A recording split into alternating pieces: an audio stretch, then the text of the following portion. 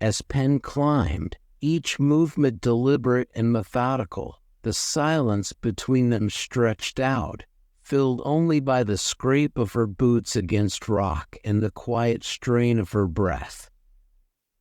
Her hands gripped the rough, weathered stone, the jagged edges biting into her skin. The chasm walls were an unforgiving labyrinth of sharp ridges and uneven holds, a treacherous journey upward. The air was thin here, the cold biting but not unbearable, as sweat gathered on her brow and trickled down her temple. She was aware of every beat of it, every ripple of effort through her muscles. And she liked it. Gareth, perched on her back like a cautious passenger, shifted slightly, his own silence almost uncomfortable. His sharp eyes scanned the surroundings, instinctively alert despite his relatively helpless position. The weight of him wasn't insignificant, but Penn's strength, honed through years of military service, made the climb manageable, just another challenge, another problem to solve. A stray thought drifted through her mind as her boots scraped for a better foothold. Then, without breaking her concentration, she spoke. By choice, or... Gareth blinked, his eyebrows knitting in confusion, caught off guard by the sudden break in silence. He hadn't expected conversation in the middle of a vertical ascent. Your height, Penn clarified, her voice steady but tinged with curiosity. Her eyes were fixed on the next handhold, her body moving instinctively. Is that something you worked for? Or is it just genetics? There was a pause, followed by a soft chuckle from Gareth, one that rumbled low in his chest. Ah, he said, amusement evident in his tone. Utterly out of my control. Same as you, if I'm not mistaken. Penn snorted softly, a grin tugging at the corners of her lips despite the strain of climbing. Same for humans, yeah. Though, a lot of people would give an arm and a leg to be taller.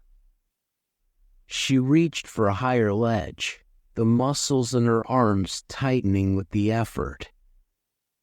The wind picked up slightly, rustling the trees far above them, carrying the scent of damp earth and pine.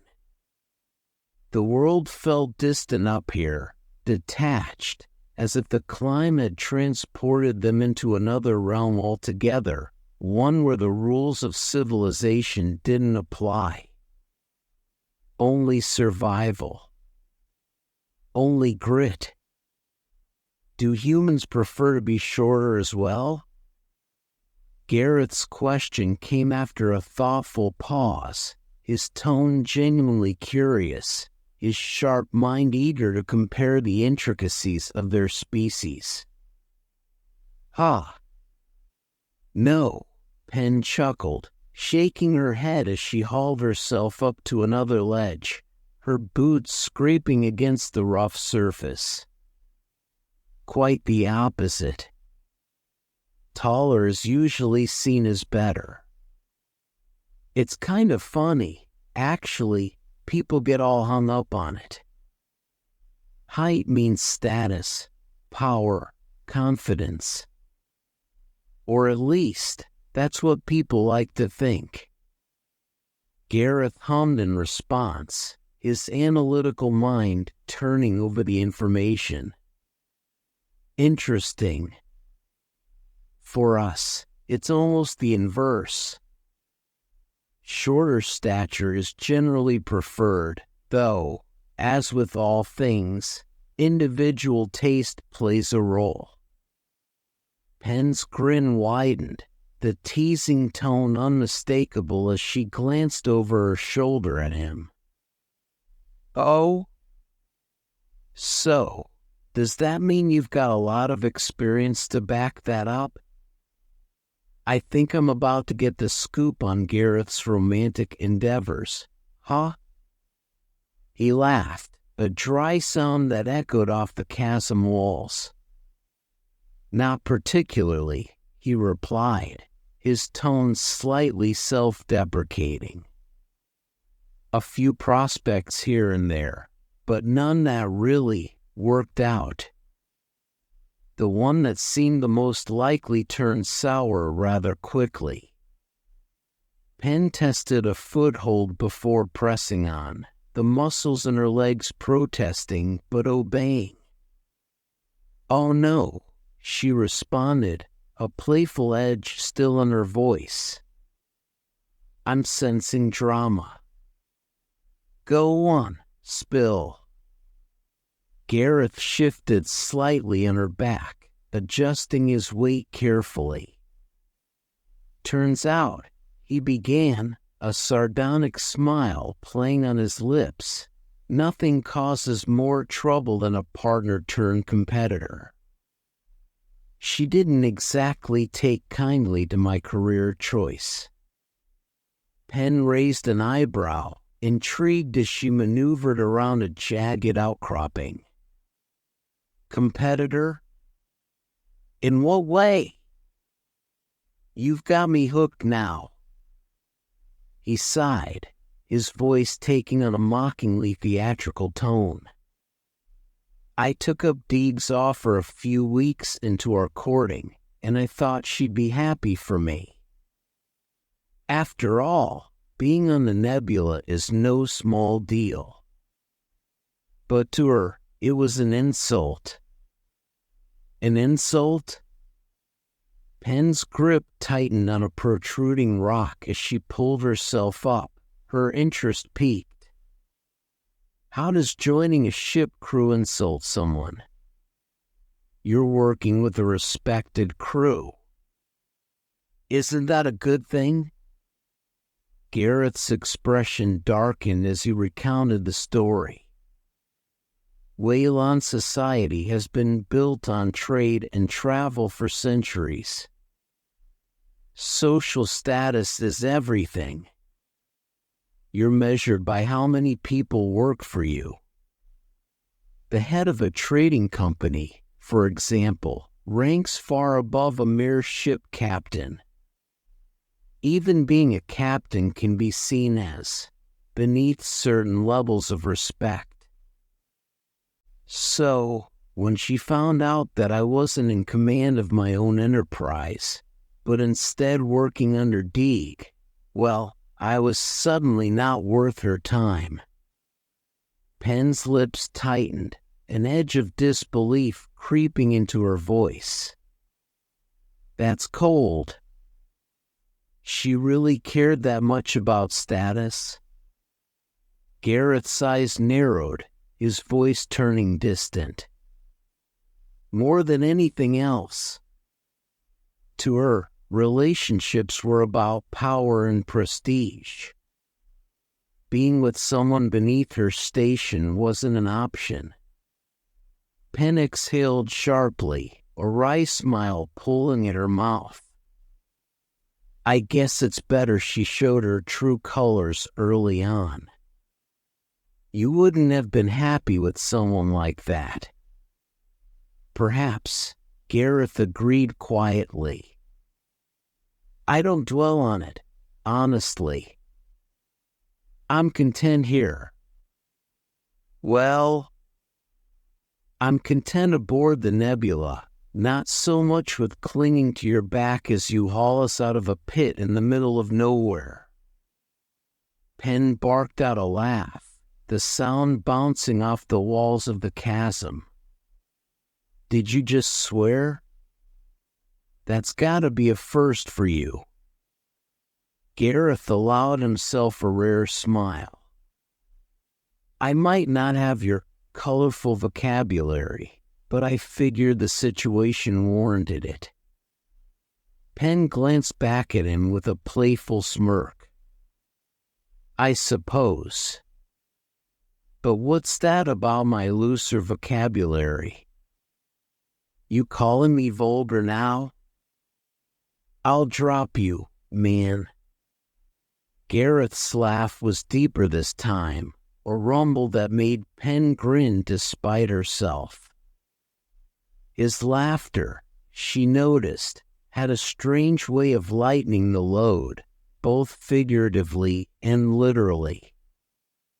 For a moment, the weight of their situation seemed to lift, if only slightly. The last stretch of the cliff was the most treacherous, the handholds fewer and far between. Penn's fingers dug into the cold rock as she hauled herself upward, her muscles screaming in protest. Gareth could feel her body tense beneath him, the exertion palpable. They were close to the top now, the lip of the chasm coming into view, pine needles scattered along the edge. With one final push, Penn pulled herself up, her body trembling from the effort.